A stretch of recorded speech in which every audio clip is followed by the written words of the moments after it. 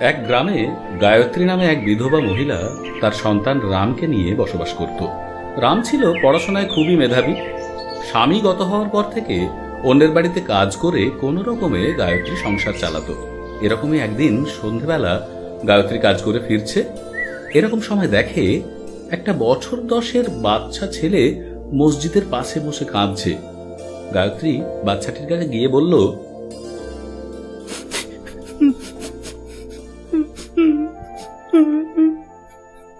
কিরে, কি হয়েছে? এখানে একা একা বসে কাঁদছিস কেন বাবা? কে তুই? আমার নাম রহিম। সে না হয় বুঝলাম, কিন্তু এখানে এভাবে বসে কাঁদছিস কেন? আমার বাবা মা কেউ নেই। আমার চাচা আমার বাড়ি থেকে তাড়িয়ে দিয়েছে। আমার বড্ড খিদে পেয়েছে। আহা গো, এইটুকু বাচ্চা ছেলে কত কষ্ট পাচ্ছে। এ কি মা, আমায় আধ ঘন্টা ডিম দিয়েছো কেন? একটাই যে ছিল বাবা, তাই রহিম আর তোকে ভাগ করে দিয়েছি। ওই অনাথটা আসার পর থেকে আমার সব জিনিসটাই ভাগ বসায়। তার থেকে এই নে, তুই গোটা ডিমটাই খা, আমার লাগবে না। এ কি রাম, উঠে যাচ্ছিস কেন? দাঁড়া, যাস না রাম, দাঁড়া। আমায় ক্ষমা করে দাও মা। আমি তোমাদের বাড়িতে এসে সমস্যা বাড়িয়ে দিলাম। রামদাদা আমাকে ভালোই বাসে না। না রহিম, ওরকম বলতে নেই। রামদাদা তো ছোট, তাই আস্তে আস্তে সব ঠিক হয়ে যাবে। আচ্ছা মা, আমি বলছিলাম আমার না পড়াশোনা করতে ভালো লাগে না, কিন্তু রামদাদাকে দেখেছি পড়াশোনায় খুব ভালো। তাই ভাবছিলাম আমি যদি তোমার আহ মা, ছেলে মানুষের মতো কথা বলো না তো, এসব আমার ভালো লাগে না। দেখো, এখনকার যুগে এসব ঠুনকো আবেগ নিয়ে বসে থাকলে চলে না। দাদা, মাকে এমনভাবে বলিস না। আর তাছাড়া এই বাড়ি বিক্রি করে দিলে আমরা কোথায় যাব? কেন, তুই রাস্তার ছেলে রাস্তায় ফিরে যাবি?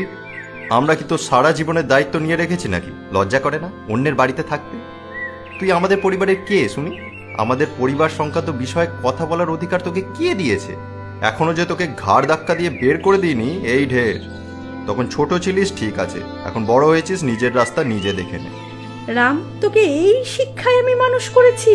তুমি চুপ করো মা, এসব ছোট লোকেদের আমার খুব ভালো করে জানা আছে। সব সম্পত্তির লোভ। কিরে, মাকে ভুল বুঝিয়ে সম্পত্তিটা নিজের নামে লিখে নেওয়ার মতো, তাই না? দাদা, তুই এভাবে বললি? এর থেকে ভালো হতো তুই যদি আমায় ঘাড় ধরে বের করে দিতিস। হ্যাঁ, ঠিকই বলেছিস, আমরা ছোট লোক। আমরা কি তোর সারা জীবনের দায়িত্ব নিয়ে রেখেছি না? লজ্জা করে না অন্যের বাড়িতে থাকতে? এটা আবার একটা বাড়ি হলো? আমি ঠিক করেছি এই বাড়ি বিক্রি করে এখানের পাট চুকিয়ে যত তাড়াতাড়ি সম্ভব বিদেশে চলে যাব।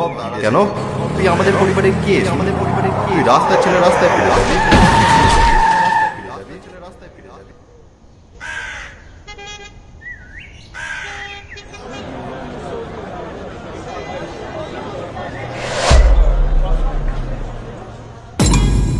এ কি?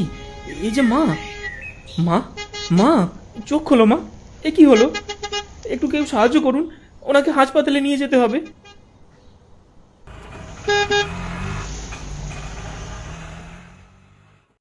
ডাক্তারবাবু, ডাক্তারবাবু, এনাকে বাঁচান, এনাকে বাঁচান। এ কি হয়েছে ওনার? ওহো, এই যে দেখছি রক্ত অনেকটাই বেরিয়ে গেছে। এক্ষুনি অপারেশন। চল রহিম, আজ থেকে আমরা এক নতুন জীবন শুরু করি। আমরা এক আশ্রম খুলি, যেখানে তোর মতো অনাথ সন্তানরা আশ্রয় পাবে, পড়াশোনা করবে, প্রকৃত শিক্ষা পাবে, মানুষের মতো মানুষ হবে। আর পৃথিবীর কেউ তাদের দিকে অনাথ বলে আঙুল তুলতে পারবে না। চল বাবা, এই বৃদ্ধা শুধু আজ থেকে একজনের মা না, সমস্ত অনাথ সন্তানের মা।